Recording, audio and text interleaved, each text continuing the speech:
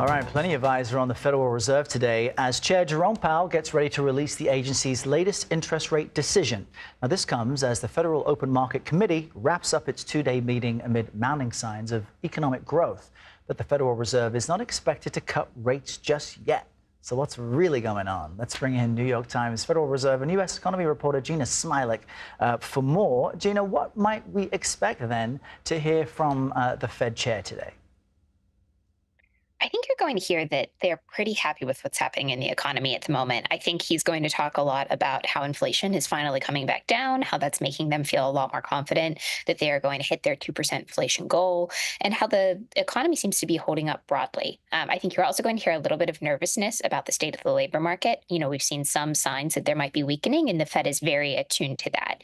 So all of that adds together to suggest that the Fed's probably going to cut interest rates later this year. I think if you talk to most economists, they're going to avoid sending a very clear signal about exactly when that will happen at this meeting, but most investors think it's likely in September.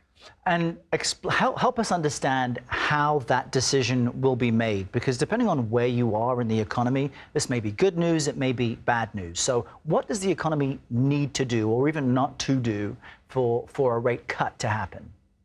Yeah, great question. So it's really just two big factors. The first is inflation. What happens with inflation over the next couple of months? Does it keep sort of having these positive signals that it's coming down pretty substantially?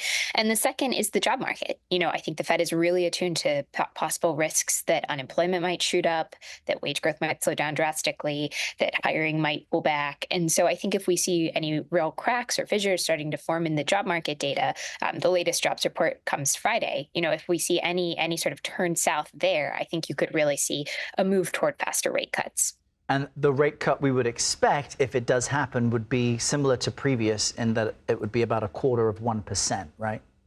If it happens. So that's actually a big question at the moment. You increasingly see people in markets betting that it could be larger than that you could see a half-point rate cut. That is not the general consensus at this point. I think what would be necessary to have something like that happen is a real deterioration in the job market. I think when investors are betting on that, they're essentially betting that the labor market's going to start falling apart and that the Fed's going to have to react. Well, looking ahead, on Friday, the Labor Department will release its report on how many jobs employers created in July. What will you be looking for from that? I'm going to be looking at two things. The first is just what is happening with those overall hiring numbers. Are they continuing to slow down as they have been?